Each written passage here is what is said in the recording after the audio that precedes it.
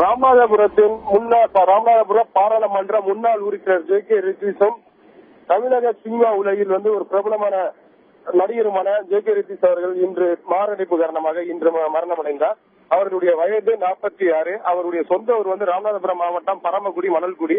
அவர் இன்று சரியாக தேர்தல் பிரச்சாரத்தில், அதாவது பாஜக வேட்பாளர் நயினார் நாகேந்திரனை ஆதரித்து பரமக்குடி அருகே உள்ள போகலூர் பகுதியில் தேர்தல் பிரச்சாரத்தில் ஈடுபட்டுக் கொண்டிருந்த பொழுது அவருக்கு நெஞ்சுவலி ஏற்பட்டுள்ளது. அதனையடுத்து அவர் தனியார் மருத்துவமனையில் அனுமதிக்கும் போது அவருடைய உயிர் பிரிந்ததாக அறிவிக்கப்பட்டுள்ளது.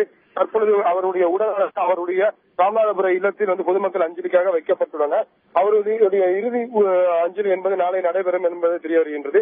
இவர் 1973 மார்ச் 5ஆம் தேதி பிறந்தவர்.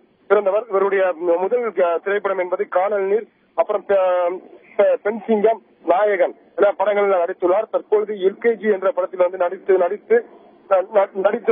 முடித்துள்ளார். இப்பொழுது அவர் 2009ஆம் ஆண்டு திமுக சார்பில் ராமநாதபுரம் பாராளுமன்ற தொகுதியில் வேட்பாளராக நிறுத்தப்பட்டு வெற்றி வாய்ப்பு முன்னாள் அமைச்சர் சத்தியமூர்த்தி அவரை எதிர்த்து வெற்றி வாய்ப்பு பெற்றார். அதன் பின் திமுகவில் இருந்து அதிமுகவில் இணைந்தார்.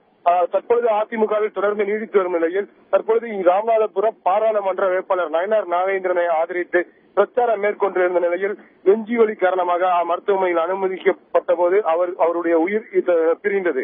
தற்பொழுது அவருடைய உடல் அவருடைய சொந்த ஊரான ராமநாதபுரத்தில் உள்ள அவரது இல்லத்தில் பொதுமக்கள் அஞ்சலிக்காக வைக்கப்பட்டுள்ளது. தற்பொழுது பொதுமக்கள் அவருடைய உடலுக்கு அஞ்சலி செலுத்தி வருகின்றனர். இறுதி ஊர்வலம் நாளை நடைபெறும் என தெரிவிக்கப்பட்டுள்ளது.